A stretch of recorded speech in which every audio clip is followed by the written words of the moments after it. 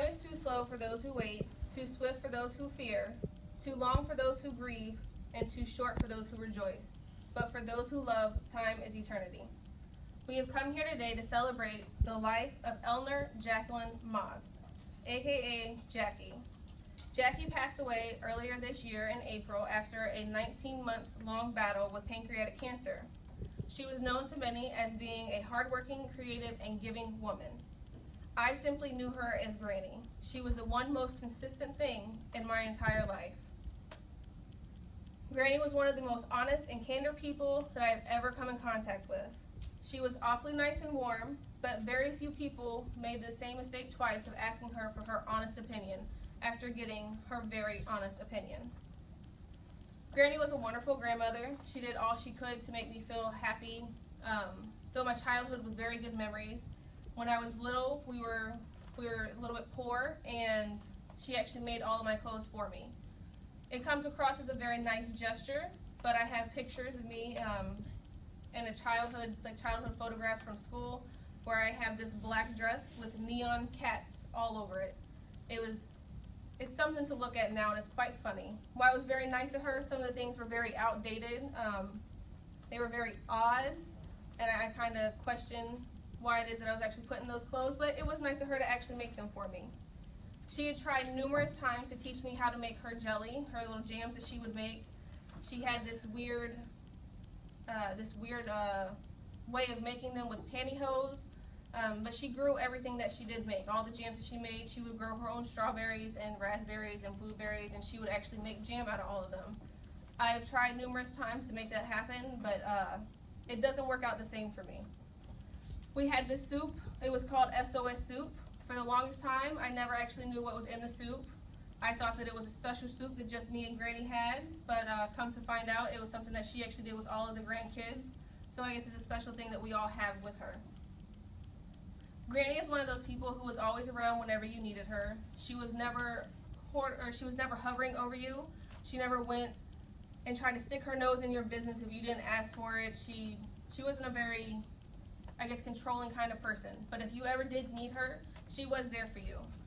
A while back, long time ago, I got arrested for driving on a suspended license. I went through the entire process to get that taken off of my record. I went and did all the little extracurricular activities that had to be done with that, and I just forgot to turn the paperwork back into the courthouse. Since the paperwork wasn't turned back in, they put a bench warrant out for me because I didn't show up to the new court date that they made, and very shortly after I had my son, I was sitting at the house by myself, and a policeman came and knocked on my door. And he was like, hey, and he told me that I actually had a warrant out for my arrest, and I had no idea. He was very nice because I was the only person there with my son, that he just told me I needed to go and turn myself in. So the next day, Granny was very kind and generous, and she actually gave me the money for my bail. Then she came and she sat in the parking lot of the county jail, and she watched my son while I turned myself in and got bailed out at the same time. It took about six to 8 hours, and she actually sat out there in her car and just played with him, just hung out with him. It was a good time. Well, it wasn't a good time, but it was very nice of her. So with my son, he's actually mixed, and with my family, there has been a lot of controversy, I guess, with that because of the mix of the races. And my grandma, she was never like that. She was there from day one. When I was in labor with my son, she sat there and she would just sit there and look at the monitor, and she would watch my contractions go, and she stayed there the whole time until I had my son. For every birthday, every Christmas, every little thing that happened, she was always there to be around for him. He got his first tooth. He ate his first real big person food. He got his first haircut. Every little thing, she was there for it, and I didn't have to ask her to be. And that was a very nice, refreshing thing, especially with everything else that goes on. She was the best person to have him come and visit you, because while she was old, she wasn't very lazy. She wasn't nostalgic. She wouldn't just want to lay around. She actually wanted to get up and go and do things. In March of this year, she and my father and my father's side of the family, they actually came to come visit me up in Kansas where I was stationed. And these pictures that are here are pictures of her visit. This is a Chinook because I worked down on the airfield. The warrant officers down there let me come down and show my family the Chinooks that we had inside of the bay. And This is C.W. Jones, CW2 Jones. He actually came and he showed her all of the flight buttons. He let her put on the helmet, showed her what all of the screens and everything inside of the Chinook did. And that was a really cool experience because in 81 years, my grandma had never experienced anything like that. So it was very special that I got to be the person to show her those things and so that she could actually experience that. This picture that is up here is a picture that we took right before she was leaving. And this shirt right here is a shirt that she actually made. It says Jackie on it. She still loved to make her own clothes to the very last day. But it was really cool because a few weeks after this, she ended up going to the hospital. She spent a week in hospice and then she passed away.